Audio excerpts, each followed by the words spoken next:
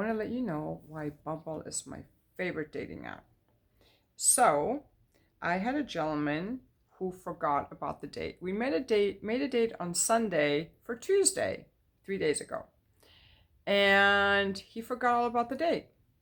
Now, fortunately, I had just messaged him because I was on the phone with my mom and I was going to be 15 minutes late. My mom's in her 80s. I'm really into being punctual, but my mom's been trying to reach me for 3 days. I've been traveling. And so I'm just like, I'm going to be 15 minutes late. I'm on the phone with my mom. She's 87. I will see you then. And he replies with, oh my God, I forgot about our date. I'm 2 hours away. And I was like, what the fuck? I was thinking, and I just replied, oh wow. I was just so surprised. And then I reported him to Bumble as a no show, which is what he was, a no show. And if I hadn't messaged him to say I was running 15 minutes late, I would have just been there without it. I would have just been there. He would have been a no show.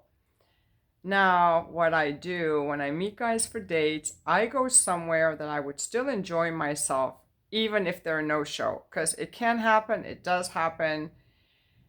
Um, and so I would have still gone, but I wasn't really feeling it that day. I just gotten back. It was the day after I got back from my vacation. I was still a little bit tired, so I decided just to stay home. But I reported him to Bumble, and this is what Bumble wrote to me. Now remember, Bumble is run by women, and I have reported guys before. If other ladies also report him, they will either give him a community warning, or they will remove him from the site, or they will keep an eye on him. Those are all the different messages I've had on Bumble whenever I report someone. And I've been on many dating apps. I've been on eHarmony, Match, Plenty of Fish, OkCupid, Fitness Singles, over the years. And I've never been treated as well as I have been on Bumble. This is why I'm making this video. Um, so this is what they sent me. Hello, Sharzad, and that's not the name I use on there actually. I use a different name. I'm emailing you with regards to a report you sent through to our support team. We're so sorry to hear about this. Bumble is a platform built on kindness and respect. And we find the behavior you experienced completely unacceptable. Nobody deserves to be treated like that. Because of that, we've made the decision to ban them from the hive. That's what Bumble calls the match at their platform, the hive. And when I have a new match, I get a message that says I have a new bee in my hive. It's just like their playful little moniker. I love it. Please know that you are beautiful inside and out. In fact, if it's all right with you, we would love to send you a small gift to show how much you mean to us. And please don't hesitate to let us know if there's anything else we can do to help. We're here for you.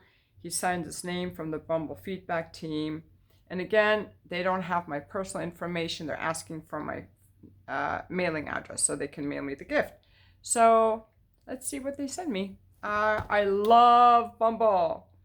By the way, I have been on Bumble, I don't know, has it been 2 months, 3 months? How many dates have I had? 1, 2, 3, 4. I've had 4 dates.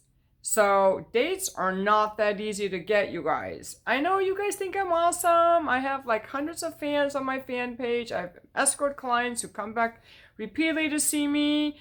I have coaching clients who love talking to me. I have friends and family who adore me. You guys love my videos, but that doesn't mean every guy likes me, wants me, or is interested in me. First of all, I'm not everyone's cup of tea. I just reached 1,000 subscribers. It's not like I have millions, first of all. Second of all, the guys on Bumble don't know. They haven't listened to my videos.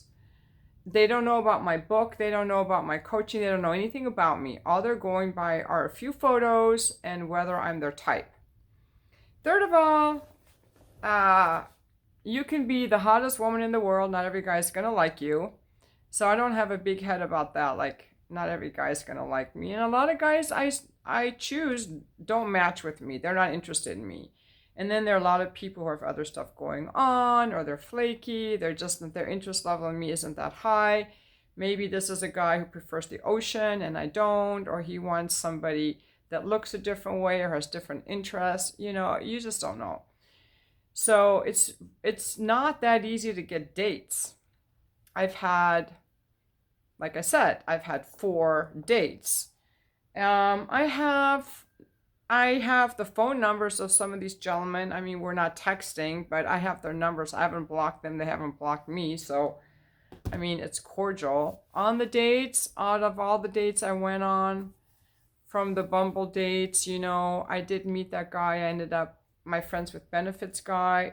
I did end up blocking him. I have to say it's not something I'm ever going to do again. I'm on there now looking for men to date for a relationship.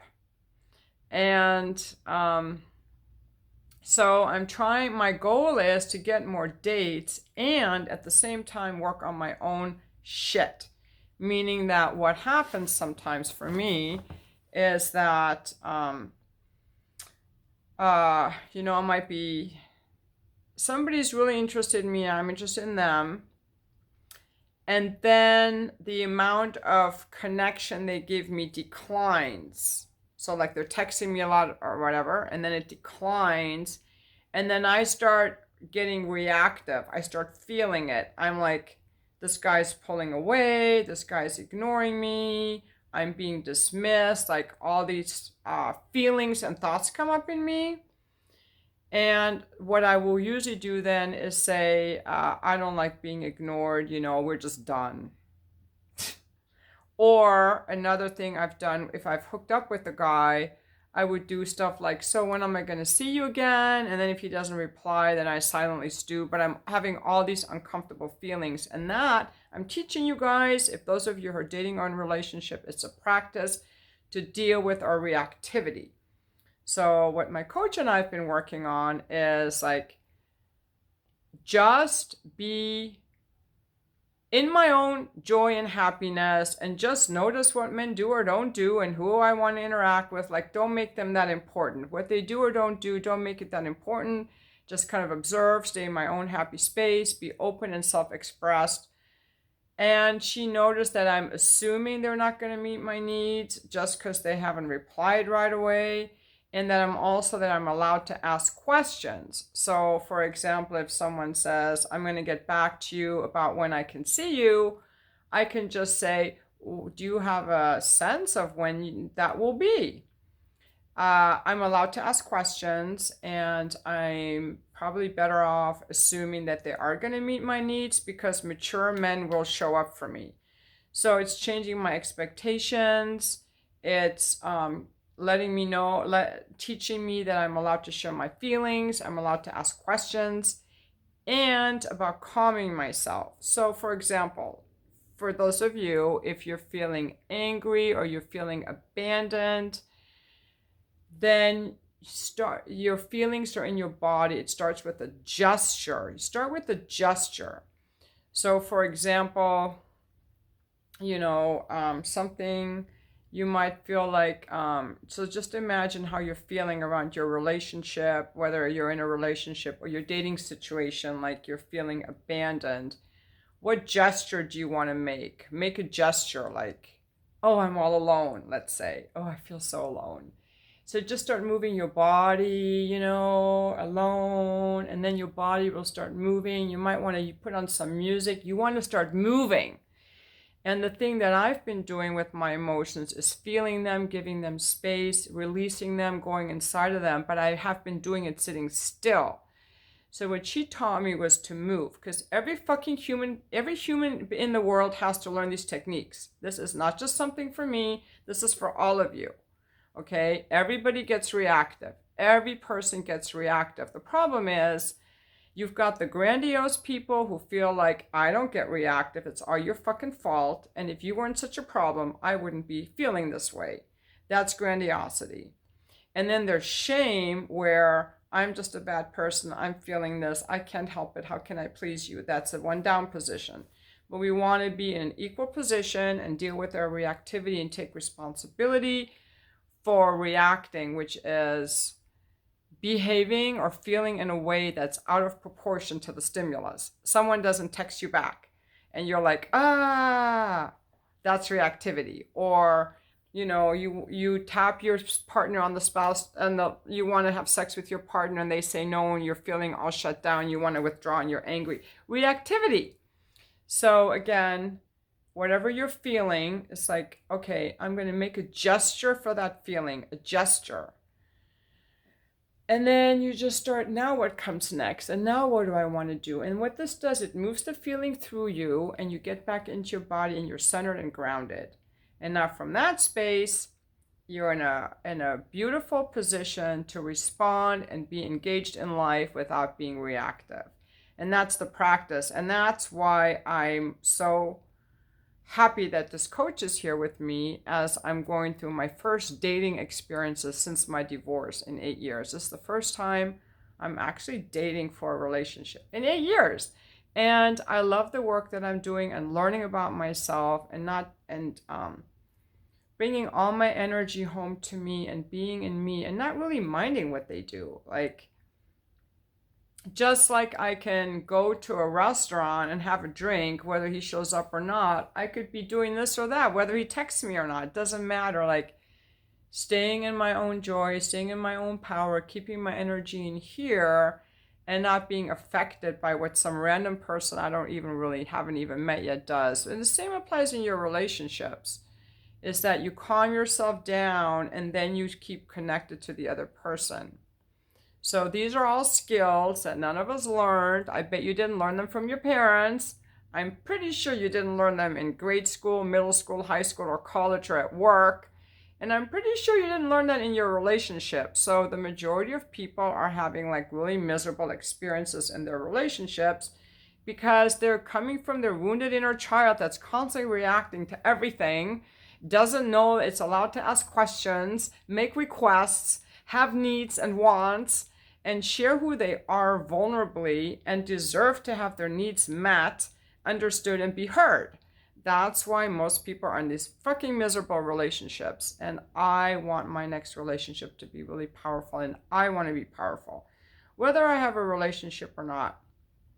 Now, I'm working with my coach. I have some coaching clients, and I'm also doing the online therapist course by Terry Real, who has like a really fast, powerful way of helping couples who are on the brink of divorce. Different from what other therapists do. And I love his approach. So I wanted to share with you guys the thing about Bumble. And then also my other topic is about dealing with reactivity. And I probably should have made 2 videos, but they're one. Oh, one more thing I want to say is that I may take a break from replying to the comments. So those of you who leave a lot of comments, I'm not trying to ignore you. Please email me because there's so many comments lately that are just really using unbridled self-expression, where they're just like vomiting whatever they want to say onto me, which is not kind or respectful. They should be banned from YouTube. And I could go through and block these people, especially. There's a video I did about hooking up who benefits, and it brought in all these people to my channel that are leaving like a lot of nasty comments. But instead of blocking them, I left the comments up because I thought you might find it entertaining the way that some people actually talk to people online. And I don't really want to read that crap. It doesn't uplift me. I don't really feel like I'm going to get anything out of people vomiting on me. So I just decided for now, I'm just going to take a break from reading the comments. So if you want to share something with me about my video, I'm going to put my email address in there. It's chars.morgan@gmail.com. You can absolutely email me. And usually the trolls don't take the time to email me, but if they did and I don't like it, I would just block them, which is fine. I mean, the way that people speak to me is always a reflection of them. And there are a lot of wounded people in the world. And my thing always is, if this is something that you would say to me in person, fine. If you're telling me something that you would never tell me in person because you're just vomiting on me, I don't really respect what you have to say, but that's just part of being like making these videos. Anybody can say whatever they want. Um, and I know there's some comments about the aging and no man. The comments are all along the lines of, Sharza, you're a piece of shit and no one will ever want you. Can't you get that through your freaking head? Are you stupid or something? No one will ever want you. Oh my God. I don't even know what to say. So, yeah. So anyway, thank you so much for watching my videos. And today I got my nails painted this beautiful, like, they're like, I know there's some guys who watch my videos who are into feet, but this isn't to turn you on, but they're just super sparkly. And I'm gonna make some comment from videos from my fan page, I guess, with my blue, but I'm going to a play next week and I'm wearing my dress that has a lot of blue in it, so I thought this would be super fun to do with it. By the way, there are a lot of guys in their 40s that are interested in me for dating. I don't know if I will date any of them, 40s and 50s. So there are a lot of guys that love older women, even for relationships. Like they want to go to dinner with me, and that's been my experience all along. So I put my minimum age, now put my age between 40 and 60 for men that I want to meet for dating. And I mean, I've had some pretty hot guys in their 40s that were interested in dating me, so I'm just going to keep looking at that age group. And I do want to say that I'm going to make some other videos about getting older because I just turned 60, so I'll make some videos about aging and our society's concept of aging and loving who we are, but I don't want to do that right now, so... Yeah, and today is a little bit of a bittersweet day. You guys know I have a few children. One by one, they have left San Diego to pursue their graduate school. I have one in medical school, to buy a house. I have one that's in the process of making offers on houses. Again, San Diego being too expensive for someone in his 20s. And another one leaving for the same reason. They want to buy a house. The prices in San Diego, you cannot, the cheapest single family home in San Diego, and now you're looking at something in the slums with rats, is $500,000. I mean, how can someone in their 20s afford that? So if you want a decent home in a safe neighborhood, you're looking at $600,000-700,000 for like a 2,000 square foot house with a garage and a backyard, maybe 800,000. Like the homes in my neighborhood are all around $1 million.